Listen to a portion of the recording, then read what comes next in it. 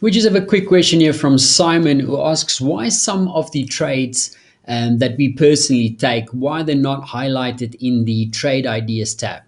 So thanks for the question, Simon. And the answer to this is really twofold. Firstly, our aim at Financial Source has always been to be a commentary and analysis focused service. And the one thing that we don't want to become is a service, a signal service, or something in that sense. So the trade ideas tab and that we've basically built in the terminal isn't, we're not supposed to interpret this as trade signals, right? So they're just ideas, and the ideas are not necessarily there for everybody to trade them. We basically place our own ideas as well as institutional trade ideas into the terminal to mainly just show you how we, as well as other institutional analysts and traders, use the fundamentals and the technicals to formulate trade ideas. So the idea isn't to catch these trades, so to speak, but to incorporate this into your own analysis. Now, the main reason why we are giving examples of the types of entries where we have sometimes taken trades, as in the Aussie dollar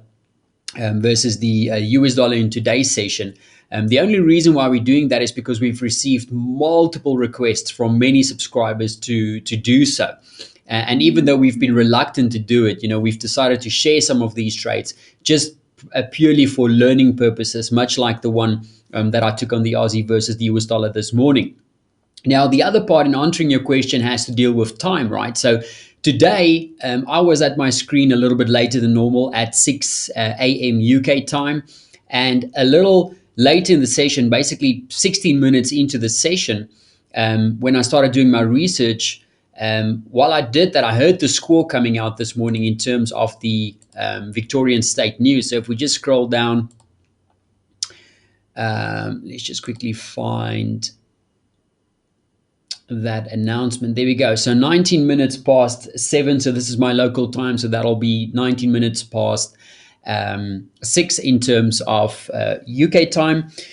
We saw that Australia Victoria State announces to lock down state capital of Melbourne for 6 weeks. So the moment when I heard that, it was really just a jumping to the chart, opening it up, and hitting the sell button.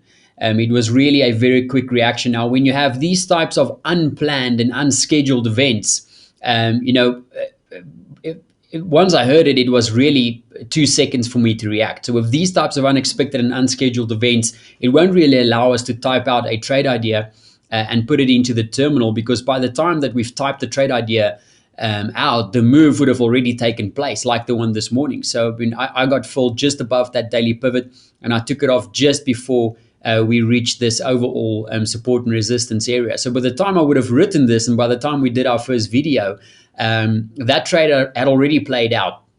So when it comes to unplanned and unscheduled events that creates trades that we take, we can share how we played them and how we traded them, if at all. But there won't be enough time to write up trade ideas from unplanned and unscheduled events.